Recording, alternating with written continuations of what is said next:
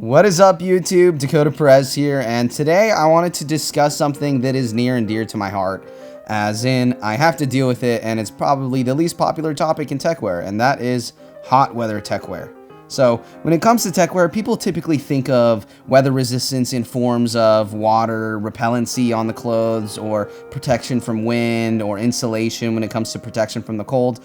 But now that we're approaching the summer months here in the upper hemisphere, and also the fact that I live in Arizona, I thought it'd be a great time to explore what exactly is the best approach when it comes to keeping yourself cool in the summer while also maintaining that techwear aesthetic. Before we jump into this, if you aren't already subscribed, hit that subscribe button and turn on the bell notification so you get notified whenever I upload new videos weekly, and let's jump right in. So in this video, I want to mainly go over different fabrics that I find to be the best suitable fabrics for hot weather, and this video is also concerning techwear tops.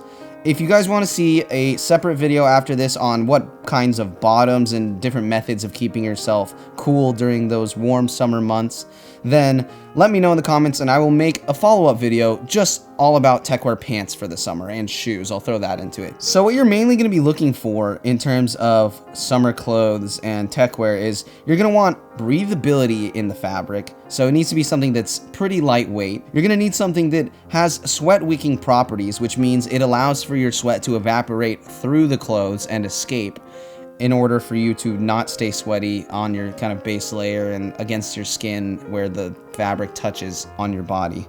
And then also you're going to want to look for just different levels of aesthetics in terms of how the clothes will drape, because different fabrics drape differently. Some of them have more structure, other ones are more loose, flowy, other ones have kind of anti-wrinkle properties, and others wrinkle really easily when it comes to these breathable fabrics. So those are just kind of the base level things that you want to look for, and however much you have of each of these kind of depends on you and what kind of weather you live in the summer. And what it breaks down to is how dry is your climate and how humid is it. So if we're coming from the standpoint of it's going to be really hot outside, what you want to wear on a dry hot day is a lot different than a humid hot day. And also what you want to account for is how much you personally sweat and how much activity is going to be done throughout the day on your behalf. So keep all of those in mind as I go through the different fabrics and talk about different brands I like, and then you can kind of consider which ones are best for you depending on where you live and the activities you are going to be doing. For me, living in Arizona, it is a very arid climate. It's very, very blisteringly hot,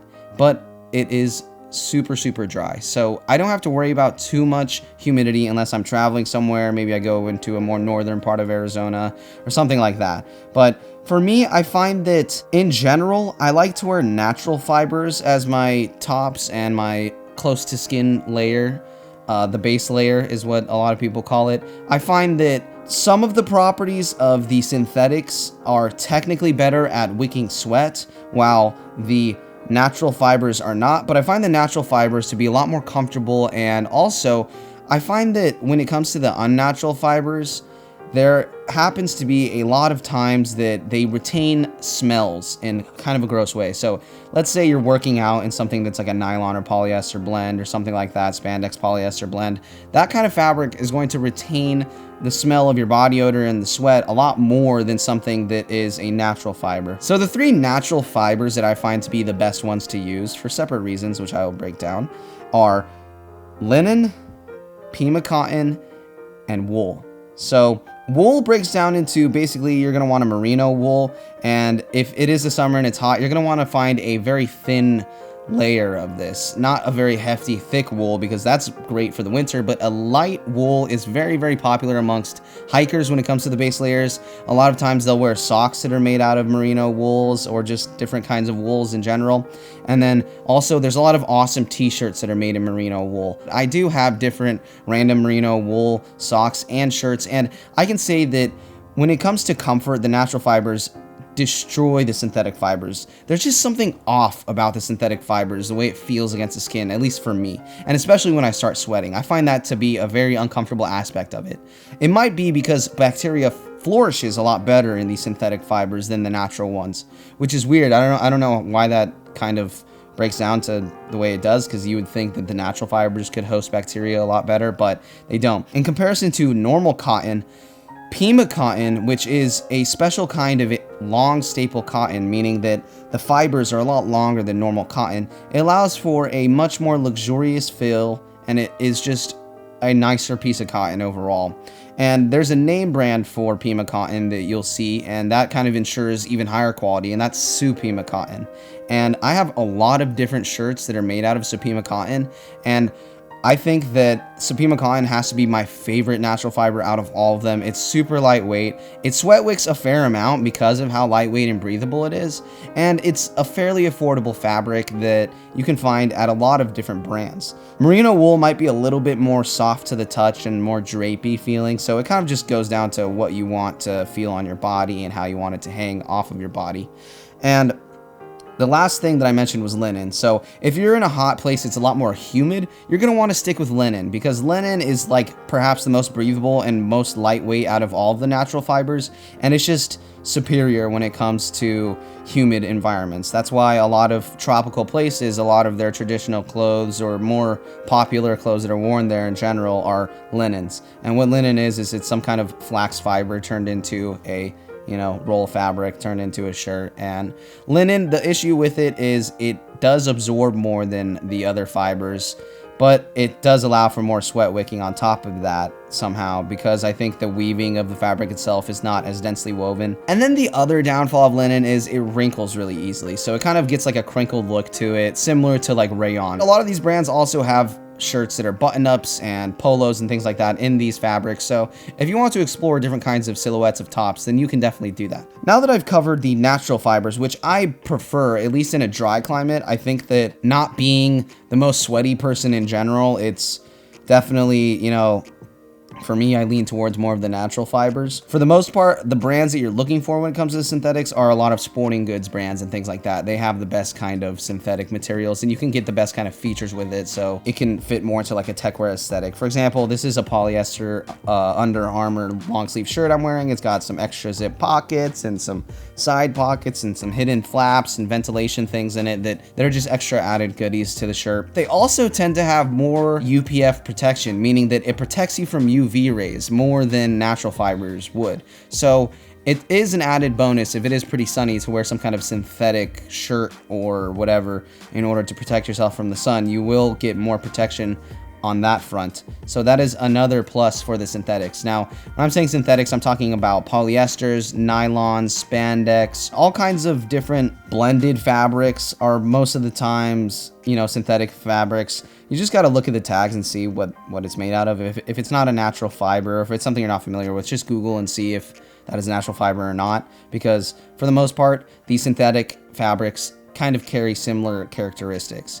Things like spandex and nylon usually have more stretch to them, whereas polyester is more of like soft to the touch and kind of similar to like silk or something like that. I said earlier that I'm wearing a polyester shirt. Right now I have two tungsten lights pointed at me, and those lights emit a lot of heat. And right now in a room that's not being air conditioned with those lights, I am kind of getting some sweating occurring on my back where it's sitting against the chair and where my arms are resting on this table. And it just generally makes me feel uncomfortable when I have that kind of sweat going on, and how the synthetics feel when they stick to your skin. Just for me, it's not my favorite, so I kind of try to stay away from them as much as I can. Now, in the instances where I would use them, because they do have, the stretch to them and things like that, and sometimes you can find some better aesthetics when it comes to the synthetic fabrics, especially when it comes to techwear things, is when I'm in a humid place. I like to use synthetic things in a more humid place because I am going to be sweating more, and also there is more chances of maybe rainfall or something, and polyester a lot of the times and nylons a lot of the times have some good water resistance to them as well. So I think if you're in a more dry situation, you're going to want to stick with natural fibers, because you're not going to have to be worrying about, rain or something like that. But if you're in a way more wet of a situation, like maybe you're crossing through some rivers and you're keeping on your clothes and you want something to dry fastly in the sun and also protect you from the sun, then you're going to want to go with some of the synthetic fabrics. You can find things that have synthetic fabrics that are relatively cheap, but when it comes to brands like Nike and Lululemon and some of the other brands that I kind of prefer to use when it comes to those kinds of fabrics, because they have kind of the best techwear cuts in my opinion, they end up being more pricey than the, merino base layers or the Supima cotton base layers. So it's all just kind of boils down to what kind of feeling do you want against your skin when it comes to a base layer on the top. What kind of aesthetic are you going for? How hot is it going to be outside, and how wet or dry will it be outside? So if you take all of this knowledge that I've dropped and shared with you in this video, just consider all of it next time you're looking for something for the hot weather. You can see a lot of great pieces from brands that you even know, like Acronym and Stone Island and Gorilla Group and things like that. They've got tank tops and things that are kind of more summer orientated that can be incorporated into techwear fits if you want that super true, like on brand kind of aesthetic with techwear. They definitely have those, and a lot of times those are more of a synthetic fabric anyways, and those seem to be very nice. I don't have any experience with them, so I can't kind of vouch for it, but when it comes to hot weather tops, I would highly suggest the brands Tommy Bahama. That one is definitely worth looking into. Nike is really great for synthetic tops. Under Armour is really great for synthetic tops. I hear that also Uniqlo is really great for the merino base layers, and then also they have some good linen pieces too, is what I've heard from the community. I would say that those brands are very safe to buy from, and you can get some nice hot weather clothes going on in the techwear aesthetic if you kind of just do some searching and find something that fits your environment. So I kind of just wanted to make this to have a discussion about, you know, hot weather techwear, because it's not very talked about that much. It's kind of looked over a lot of the times because, you know, I personally find that winter's a lot better for me for dressing and putting together fits and, you know, completing the aesthetic as much as possible, especially with the jacket. But, you know, summer months do roll around and you do want to continue to dress in a similar style. So I hope that my wisdom on different types of fabrics for hot weather tops, which is the weirdest way of like putting that sentence together, I hope that that helped you guys out with learning a few things and putting into consideration what kind of tops you want to buy in the future. If you like this video, then drop a like. Comment down below if you would like to see me do one of these videos in terms of bottoms when it comes to hot weather. I can talk about all different pieces and brands and fabrics that I think are optimal for hot weather, because I don't think that you always have to wear shorts. I think there are definitely pants that you can wear in the summer. So that's not to say I wouldn't go over shorts either, so, you know, look out for that. No one really talks about techwear shorts, but I think that would be very interesting to discuss. So let me know if you guys would like to see something like that along the lines of hot weather techwear. If you want to see more videos like this every week, then hit the subscribe button and turn on the bell notification so you get notified whenever I do upload a video. And until next time, stay Gucci.